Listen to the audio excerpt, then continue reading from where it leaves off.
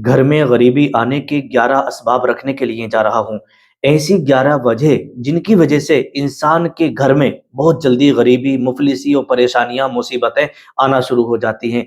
फिर लोग कहते हैं कि पता नहीं क्या हो गया, सब कुछ अच्छा चल रहा था, अचानक से हम परेशानी में आ गए, अचानक से हम कर्जे में डूबने लगे, अचानक से घर से बरकत खत्म हो गई। आखिर वो कौन सी वजह होती हैं? बड़े ध्यान और बड़ी तवज्जो से आप सुनिएगा। इस वीडियो को सुनने के बाद आपका ईमान ताज़ा हो जाएगा। हो सकता है कि आप भी ये गलतियां कर रहे हो जिसकी वजह से आपके घर के अंदर मुसीबतें, परेशानियां आना शुरू हो गई हैं। बड़े ध्यान से आप सुनिएगा। देखिएगा, रिस्क की तंगी और गरीबी सिर्फ मेहनत की कमी से नहीं आती है कि आप मेहनत कम कर रहे हैं, नहीं, बल्कि बहुत सी रूहानी, अखलाकी और अमली कोताहियों की वजह से भी घर के अंदर मुफलिसी और गरीबी आती है। क्यों? क्योंकि इस्लाम ने हमें वाज़ेह तौर पर ऐसे आमाल के बारे में बताया है कि जिनसे बरकत उठ जाती है और घर के अंदर गरीबी बहुत जल्दी आ जाती है। अब आइएगा, वो कौन कौन से आमाल हैं जिसकी वजह से घरों के अंदर गरीबी, मुफलिसी आती है। मैं 11 वजह और 11 आमाल आपके सामने रखने के लिए जा रहा हूं। बड़े ध्यान से आप सुनिएगा। नंबर 1, पहली वजह है अल्लाह तबारक व तआला की नाफरमानी। जो लोग अल्लाह की नाफरमानी करते हैं ना, तो यूं समझिएगा कि वो नाफरमानी करके गुनाहों में मुब्तला हो जाते हैं, और जब गुनाहों में मुब्तला होते हैं तो उस उनके रिस्क में तंगी आना शुरू हो जाती है। देखिएगा, हदीस पाक है, सुनन इब्ने माजा के अंदर यह हदीस पाक मौजूद है। अल्लाह के नबी सल्लल्लाहु तआला अलैहि वसल्लम ने इरशाद फरमाया कि आदमी अपने गुनाह की वजह से रिस्क से महरूम कर दिया जाता है। जो रिस्क में तंगी और परेशानी आती है ना, वो इंसान के खुद के गुनाहों की वजह से रिस्क तंग होने लगता है। तो आपको अल्लाह तबारक व तआला की नाफरमानी कभी नहीं करना है। अल्लाह ने जो फरमाया है उस पर आपको अमल करना है। ठीक है, पहली वजह। दूसरी वजह आप जरा समाप्त करें। दूसरी वजह है नमाज में सुस्ती करना। बहुत सारे लोगों को आपने देखा होगा, वो नमाज तो पांचों वक्त की पढ़ते हैं, जब अजान हो जाती है तो सोचते हैं कि जो जब सलात होगी जब पढ़ेंगे, सलात भी हो जाती है, सोचते हैं कि अभी तो जमात में टाइम है, चले जाएंगे। तो ये इस तरीके से सुस्ती करना, यहाँ तक कि जमात भी निकल जाती है, नमाज भी हो जाती है, अब देखते हैं कि अब वक्त भी खत्म होने वाला है, फिर जल्दी जल्दी वुजू करते और आखिरी वक्त में नमाज पढ़ लेते। तो ये हो गई नमाज में सुस्ती कि चलो अभी पढ़ लेंगे, टाइम है, पढ़ लेंगे, अभी टाइम है, इस तरीके से ये उनका ख्याल रहता है। तो ये हो गई नमाज में सुस्ती। तो नमाज में सुस्ती करने की वजह से भी घर के अंदर तंगी और मुफलिसी, गरीबी आती है। देखिएगा, नमाज दिन का सुतून है और इसमें कोताही बरकत को खत्म कर देती है। अल्लाह तबारक व तआला के प्यारे रसूल सल्लल्लाहु तआला अलैहि वसल्लम ने इरशाद फरमाया कि जो अल्लाह की याद से मुंह मोड़ता है उसकी जिंदगी तंग हो जाती है, उसकी जिंदगी में तंगी आने लगती है। तो इसलिए अल्लाह का जिक्र करते रहें और पांचों वक्त की नमाज की पाबंदी करते रहें वक्त के साथ। नंबर 3, तीसरे नंबर पर आता है ज़कात ना देना। बहुत सारे लोगों के पास में बहुत सारा माल होता है, बहुत सारी, यूं समझिएगा कि जमीन वगैरह होती है जिस पर उशर वगैरह निकलता है, और बहुत सारे लोगों पे सोना वगैरह इतना होता है, 10-10 तोले, 15-15 तोले, इस तरीके से। तो बहुत सारे लोग क्या है, ज़कात नहीं निकालते। जब ज़कात नहीं निकालते तो उसका वबाल क्या है, जरा सुनिएगा। देखिएगा, माल पर ज़कात ना देने से वो माल नहूसत का सबब बन जाता है। जाहिर सी बात है, जो माल आपके घर के अंदर रखा है उसी की आप ज़कात नहीं निकाल रहे, उस सोने की ज़कात आप नहीं निकाल रहे, तो वही माल नहूसत का सबब है। उसी माल की वजह से आपके घर के अंदर नहूसत बरसने लगती है, बरकत खत्म हो जाती है, घर में मुफलिसी और गरीबी आना शुरू हो जाती है। उसकी ज़कात आप निकालिए, घर में बरकत भी होगी और आपका माल भी पाक रहेगा, आपका माल भी पाक हो जाएगा।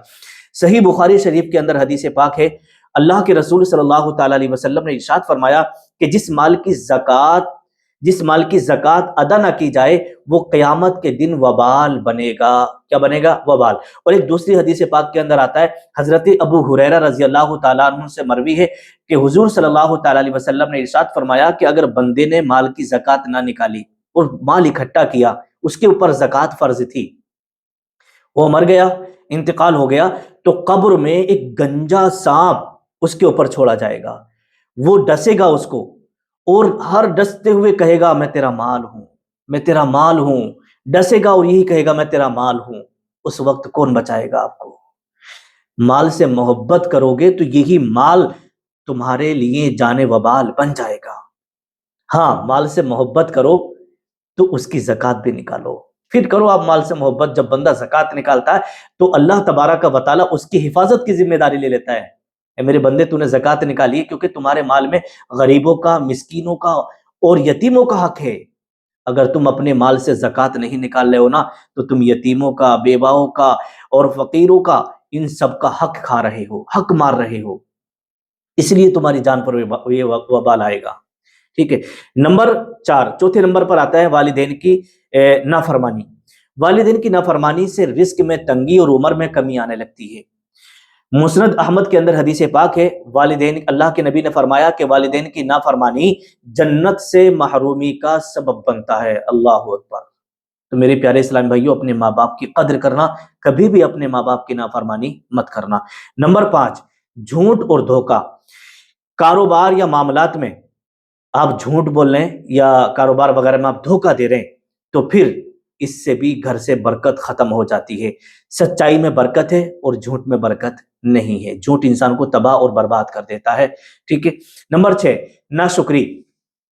اللہ تبارک و تعالیٰ نے اگر آپ کو نعمتوں سے نوازا ہے تو اس کا شکر ادا کرتے رہیں۔ بہت سارے لوگ وہ ہیں کہ نعمتیں ہونے کے بعد بھی ناشکری کرتے ہیں، تو یہ ناشکری، اس ناشکری کی وجہ سے بھی کیا ہے، گھر کے اندر غریبی اور مفلسی آتی ہے۔ اگر تم ناشکری کرو گے تو میرا، اللہ فرماتا ہے، میرا عذاب پھر تم لوگوں کے لیے سخت ہوگا اور تمہارے گھر میں تنگی آئیں گی۔ ٹھیک ہے۔ تو اس طریقے سے اللہ رب العزت قرآن مقدس کے اندر ارشاد فرماتا ہے کہ لَإِن شَكَرْتُمْ لَأَزِيدَنَّكُمْ، کہ تم میرا جتنا شکر ادا کرو گے میں تمہیں اتنا ہی دوں گا، تمہیں اتنا ہی نوازوں گا۔ تو اللہ کا شکر ادا کرتے رہو، تمہارے گھر میں برکت ہوگی، اور ناشکری کرو گے تو تباہ اور برباد ہو جاؤ گے۔ نمبر 7، قطع رحمی۔ رشتہ داروں سے تعلق کو توڑ دینا۔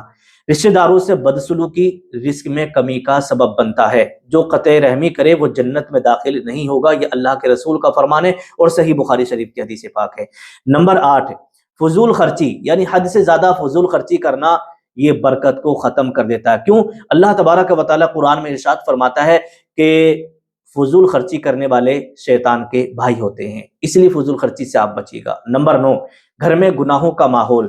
مطلب یہ ہے کہ گانے، فحاشی، بے پردگی، اگر یہ گھر کے اندر چل رہی ہے، تمہارے گھر کے اندر گانے بج رہے ہیں، بے پردہ عورتیں رہتی ہیں، فحاشی وغیرہ چل رہی ہے، تو یہ بھی نحوست کا سبب ہے اور گھر میں مفلسی و غریبی آنے کا سبب ہے۔